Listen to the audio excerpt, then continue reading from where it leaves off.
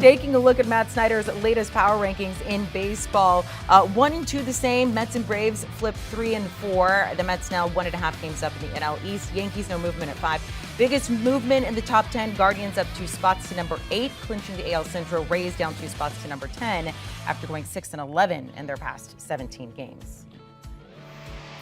So let's welcome in our friend Matt Snyder, who does the power rankings. You can find them cbssports.com every Monday. So Dodgers and Astros are still the betting favorites for a World Series matchup. They are 1 and 2 in your power rankings. What's the likelihood that you think we're going to see these teams face off in the World Series?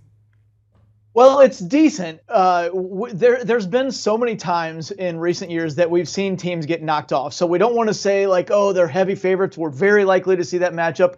It is the most likely matchup, but there are decent chances that they hit a stumbling block along the way because there are so many rounds now. You start with the wild card round, then you've got the LDS, then you've got the LCS, then you get to the World Series. And while we've seen teams like the 2018 Red Sox or 2016 Cubs enter the postseason as heavy favorites and go on to win it all, it has not happened that often that the betting favorite in both leagues gets there. And a lot of times we'll see something like 2021 Braves. They had the worst record of any playoff team going into the playoffs last year, and they won the World Series. Or the 2019 Nationals, who were a wild card team and won the World Series. So they're definitely the two best teams, but there's a lot of tough teams they're going to have to deal with in the process.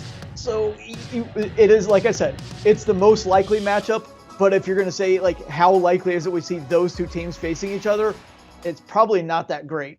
Maybe 20%, 15 to 20%. Still the highest, but and the odds are not great. I do want to say, though, thank you so much to both teams because they've made it really, really easy for me to put Dodgers 1 and Astros 2 every single week for like the last 6 weeks. It's been really nice to not have to fret over it. Yeah, exactly. After the Yankees fell off after the All-Star break, it's pretty much stayed the same since then. So let's talk about the Yankees because they're still at number 5 in your power rankings, despite sweeping the Red Sox 4-game series over the weekend a little bit before that.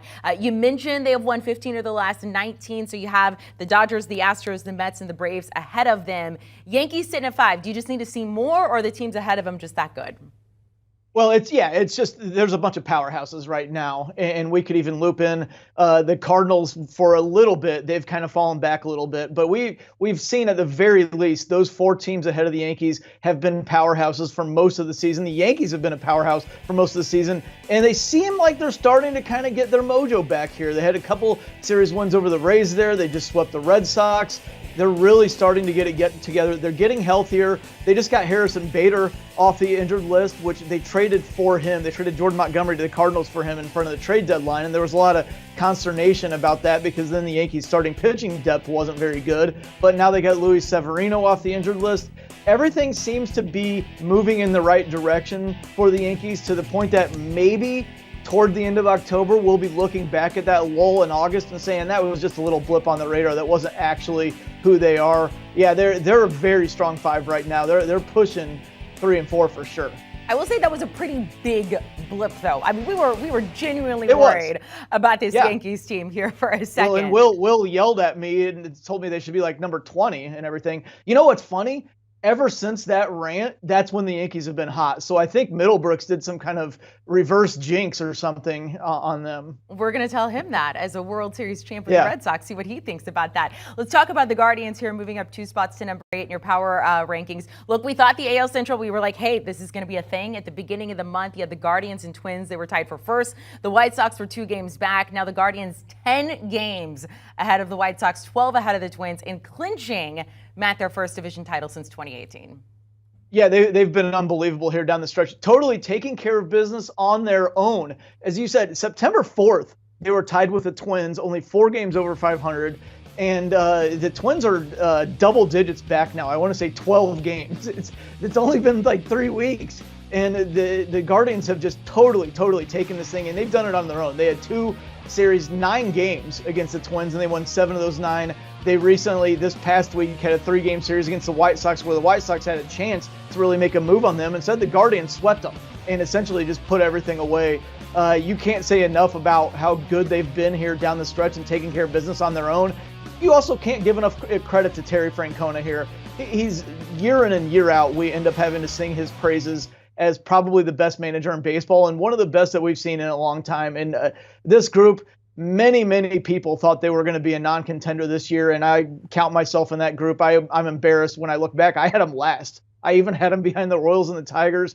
Terrible job by me. I'm not even going to attempt to make excuses for it. But this has just been what a season that between Andres Jimenez supporting Jose Ramirez in the lineup, the rotation coming around behind Bieber with Tristan McKenzie having a breakthrough season.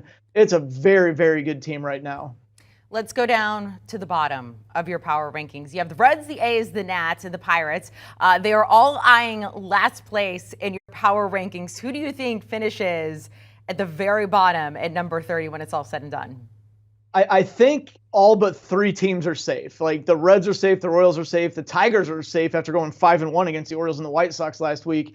It's going to be a race to the bottom between the A's, Nationals, and Pirates. The Pirates right now have lost 9 of their last 10. They have the worst run differential in baseball, but I don't want to give them too much credit for being awful here because the A's and Nationals are both terrible in their own right. It's definitely a race to the bottom here. I think the Pirates are probably going to stay there, but I would not be surprised if it's the Nationals or the A's. Those 3 are the absolute dregs of Major League Baseball this season, and we'll see how it ends up there. But I think the A's and Nationals have shown a lot more fight these last 2 weeks here. That's why I feel kind of confident that the Pirates will stay there moving forward. So for those fan bases, 9 days. That's all we have left. You just got to make it to early next week, and then you're going to be done, and you're going to get a good vacation there. Matt Snyder, we appreciate it. You can see Matt's full power rankings on CBSSports.com. Matt, thanks. Odds to win the World Series as we are counting down the final days of the regular season. Their Dodgers, still the betting favorite at plus 300, followed up by the Astros. Those are also the 2 favorites to face off in the World Series. Mets, Yankees, Braves, and Blue Jays. Do you want a sports network that delivers everything that matters about the game? The highlights, the picks, the instant analysis, no yelling, no fake debates, no politics. Hit the subscribe button and never miss a moment.